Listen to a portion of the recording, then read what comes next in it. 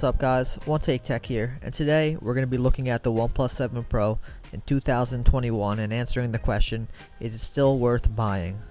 If you guys have liked the video so far, please consider hitting the subscribe button down below. It'll really help my channel grow, and I have lots of videos coming out for you guys. But let's go on to the review. So is this phone still worth purchasing in 2021? The short answer is yes. This phone has aged like fine wine, very gracefully. As you can see, the design and the look of the phone is so sleek, it still holds up or maybe surpasses some phones by today's standards. The screen is beautiful, 6.5 inch AMOLED, Super AMOLED display.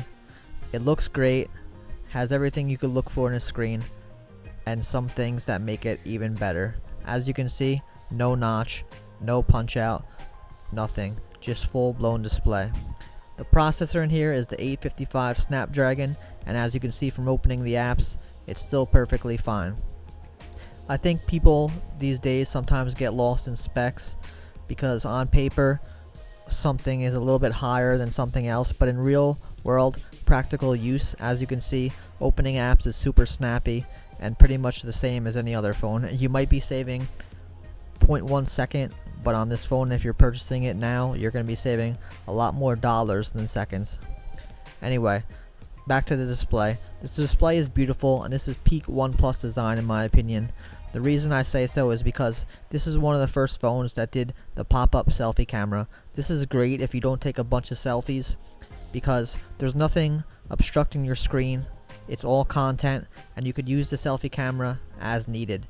This was the best intonation of it in my opinion, but for some reason it didn't stick around. So I'm going to show you here. When you open the camera, you pop up the selfie, and then there you go. And then when you're done, you put that thing away, out of sight, out of mind, and you're back to business on your phone. I don't know why this didn't stick around. Could be money, it could be mechanical issues. I've had the phone for 2 years and I never had any issues with the pop-up camera. Is the 90 Hz display. As you can see here, scrolling is super smooth.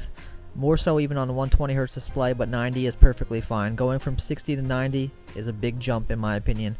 It makes everything feel responsive, snappy, and very fluid.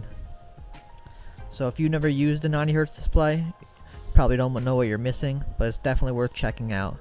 The cameras on here are also good. Has a triple camera setup with a standard wide, an ultra wide, as you can see here, super wide, and also a telephoto, 3 times telephoto. There's my dog Luna being a lazy, but who cares. Anyway, the cameras on the OnePlus are sneaky underrated in my opinion, especially if you snap on a Gcam port. You could load Google software, and then the cameras are chef's kiss, beautiful quality. I think it's one of the underrated elements of OnePlus phones. So overall, if you're looking at this phone in 2021 and you're thinking about buying it, but you're a little bit hesitant because you're not sure how it holds up, don't worry about it guys. Phone design has peaked in the last 3 years. Every year we're getting a little bit better processor, a little bit better camera, etc, etc. But it's not a big difference, right?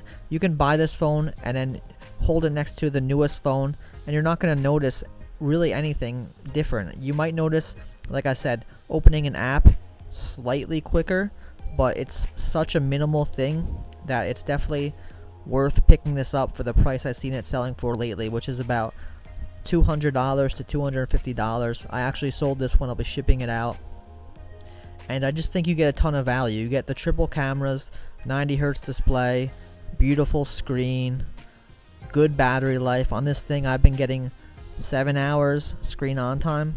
This is a 2-year-old device, so it's just really good value. And as you see there, opening apps is no problem. Unless you're doing super intensive video editing on your phone, then you're not going to run into any issues. Phone design has peaked, like I said, and you could just get some older flagships, save a few bucks, and then enjoy your tech. So if you guys have any other questions about the OnePlus 7 Pro, or if you have one, let me know what you think about it. Or if you have if you're considering buying one, let me know any questions that you might have that I didn't cover here. Thanks for watching.